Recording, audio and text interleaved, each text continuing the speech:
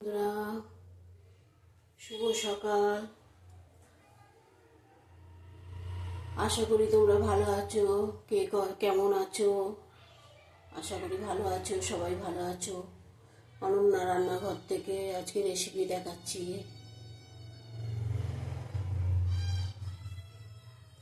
আজকে ইলিশ মাছের বেগুন দিয়ে হবে।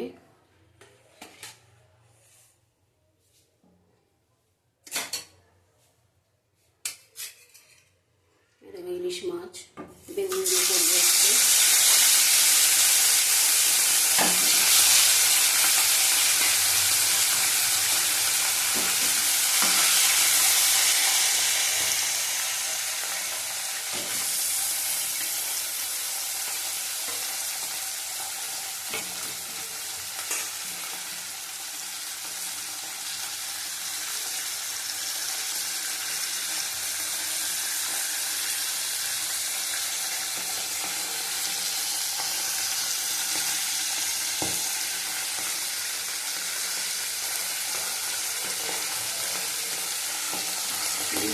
ইলিশগুলো সর্ষে দিয়ে ভাপা করি, সর্ষে পাতাকে করি, কিন্তু আজকে আদা জিরে বাটা দিয়ে গামাখা করে বেগুন দিয়ে ঝোল করবো।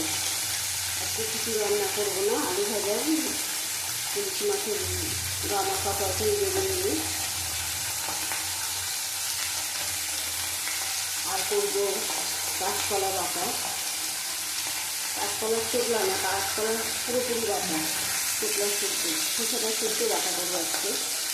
সব বাটা বাটা করে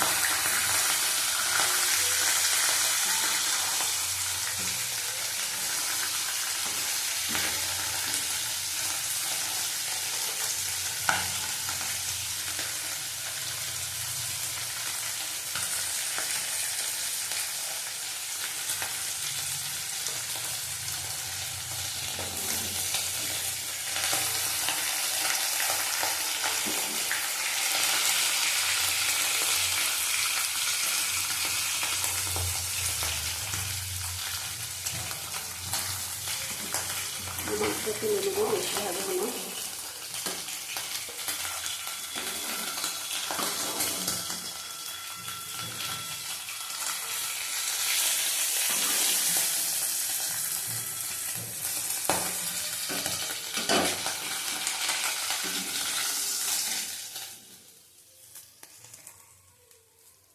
মাছের মধ্যে একটু ডিম ছিল, ডিমটাও ভেজে নেবো।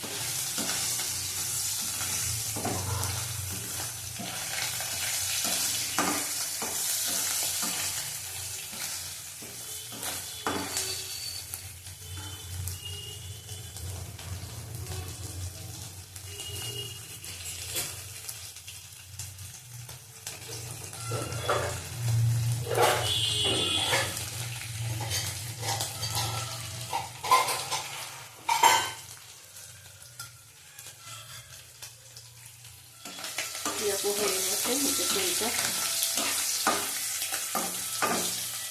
তেলের থেকে ডিমটা বেশি আছে। তেল শুদ্ধটা তুলে নেবো, এটা গরম ভাতে খুব ভালো লাগবে।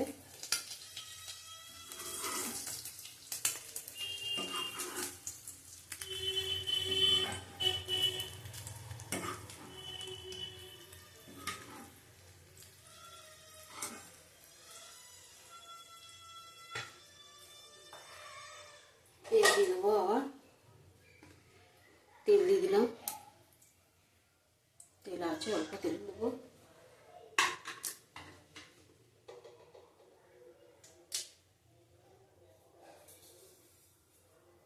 কালো জিরে দিয়ে দিলাম 1/2 চামচ।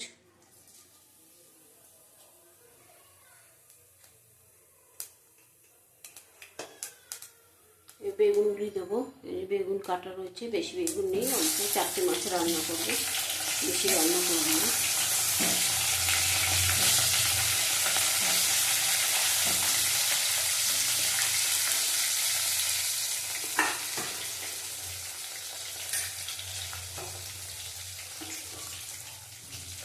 লঙ্কা দুটো চিড়ে দেবো, চিড়ে না কেটে দিলাম, দুটো লঙ্কা দেবো, বেশি দেবো না। ভালো করে নাড়া দেবো।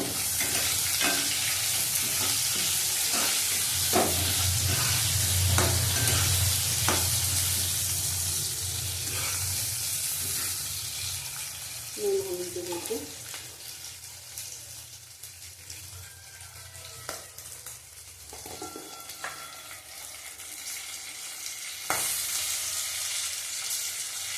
নুন দিয়ে দিলে তাড়াতাড়ি বেগুনটা গলে যাবে।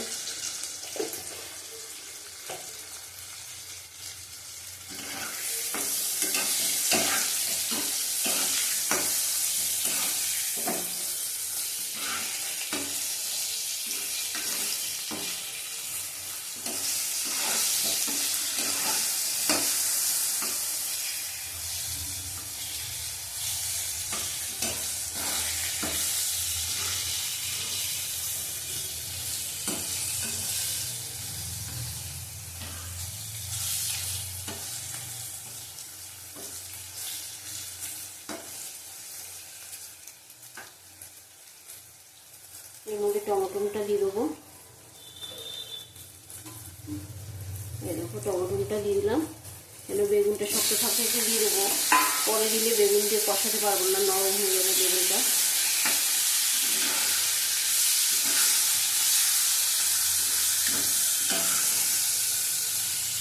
মশলাও দিয়ে দেবো একসাথে।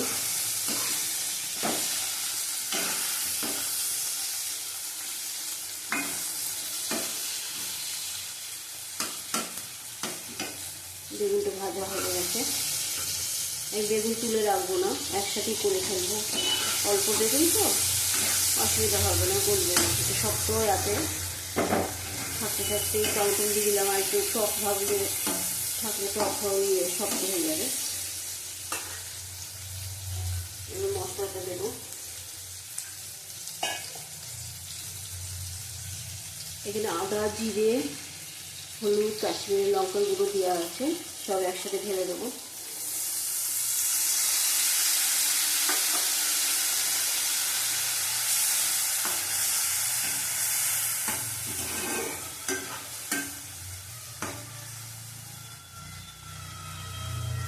আঁচ কমানো আছে, কষানো হোক। নুন দিচ্ছি আগে, তাও একটু দেখে নেবো জল দিয়ে।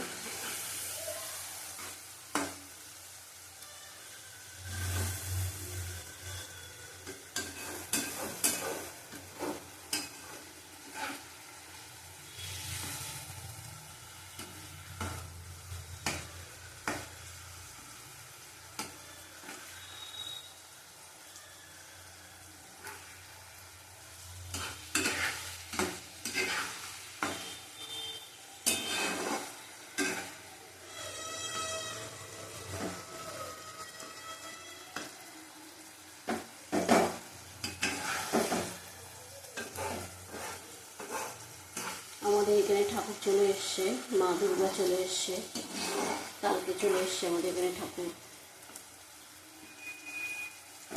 সব বাচ্চারা সব চিল্লাচিল্লি আনন্দ করছে। আর যদি বৃষ্টি হয় ব্যাস সব নষ্ট হয়ে যাবে বাচ্চাদের আনন্দ।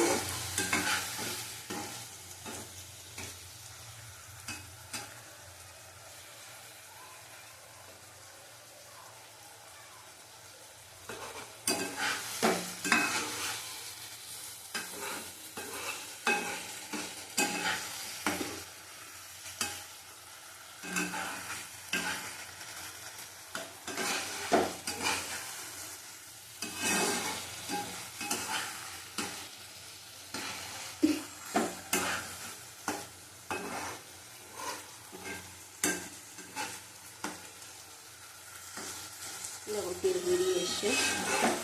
ওই জল দেবো, বেশি জল দেবো না, বেগুনটাও সিদ্ধ হয়ে গেছে, হালকা জল দেবো।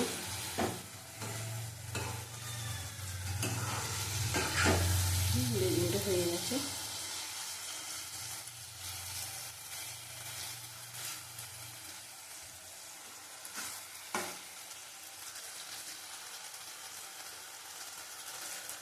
নুন ঠিকঠাক আছে, নুন আর দিতে হবে না। বেগুন ভাজার সময় নুনটা দিলাম, ওতেই হয়ে গেছে।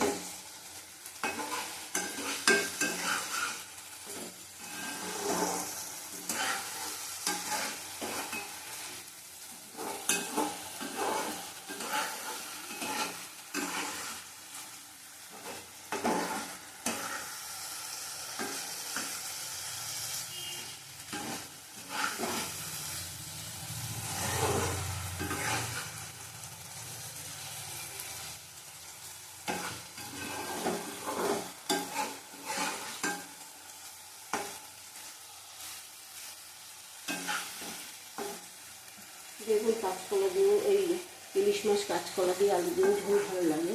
যে কোনো জিনিসই দেবে, ইলিশ মাছই তো স্বাদ বাড়িয়ে দেয়।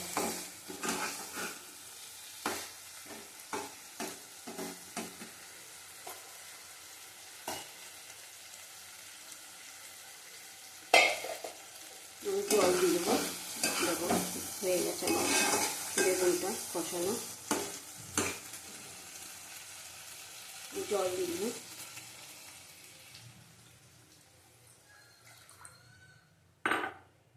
বেশি জল দেবো না, মাছটা সিদ্ধ যেরকম জল লাগে।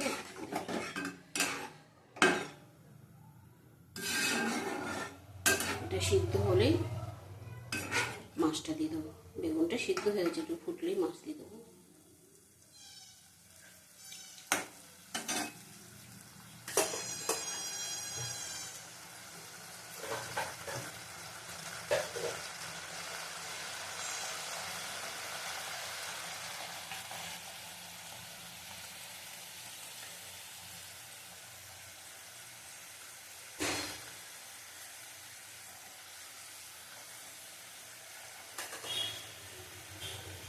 মাছটা ফুটতে, ঝোলটা ফুটে যাচ্ছে, দেখো আর একটু ফুটুক, তারপরে কুমিয়ে দেবো মাছ।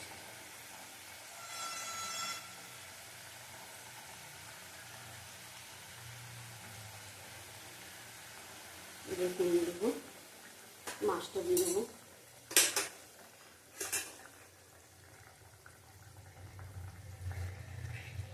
মাছটা দিয়ে দিচ্ছি।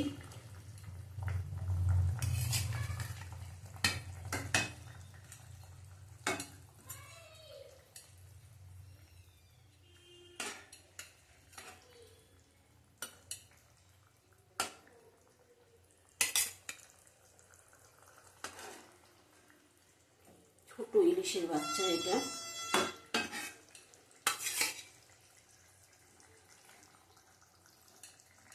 এই দু টুকরো হয়েছে। বেটা ছেলেগুলি খেতে পারে না, কাটা আছে বলে খায় না।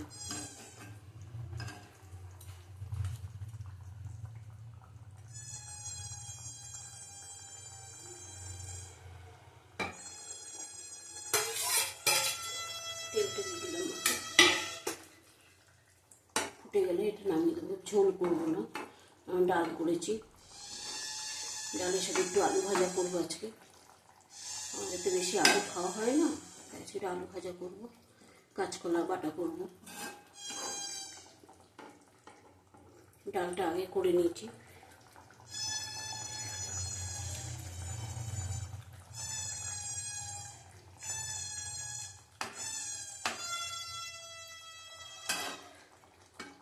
বাচ্চারা কি আনন্দ করছে, সব বাঁশি বাজাচ্ছে।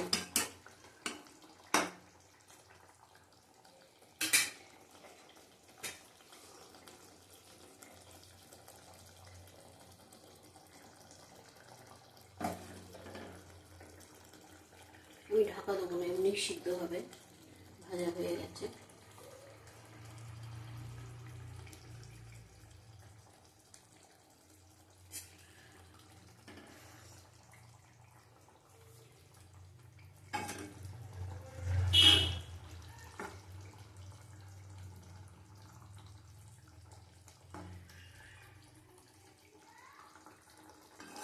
পুজো পুজো পুজো চলে এলো। পুজো আসাটাই ভালো লাগে, চলে আসলে তারপর পুজো হয়ে গেলে একদম অন্ধকার, আর ভালো লাগে না।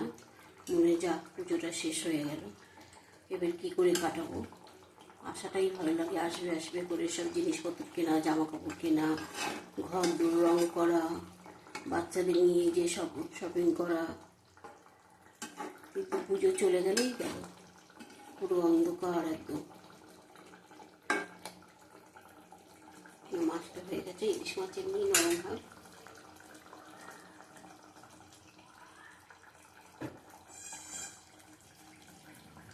এর মধ্যে যদি একটু ধনে পাতা দাও তাও ভালো লাগে। ইলিশ মাছের তো স্বাদ আলাদা, ধনে পাতার আবার একটু গন্ধ হয়ে যায়, কিন্তু তাতেও ভালো লাগে। ধনে পাতা দিয়ে দেখবে।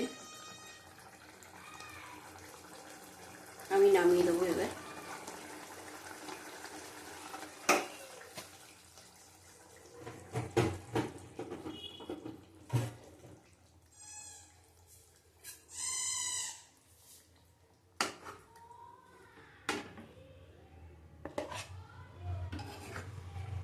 মাছটা তুলে নেবো, নাহলে ভেঙে যাবে।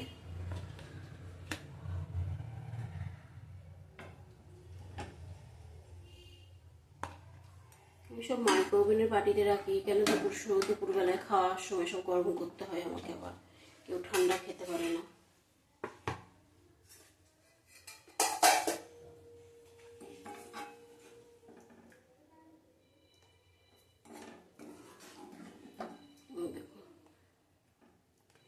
এর মধ্যে ধনে পাতা দিলে খুব সুন্দর লাগে।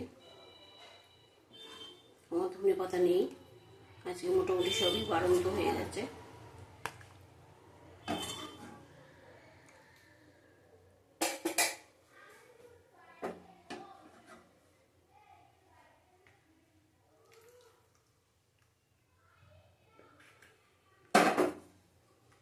দেখো হয়ে গেছে।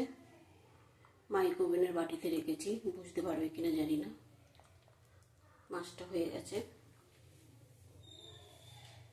এবার আর একটা রেসিপি নিয়ে আসবো, দাঁড়াও।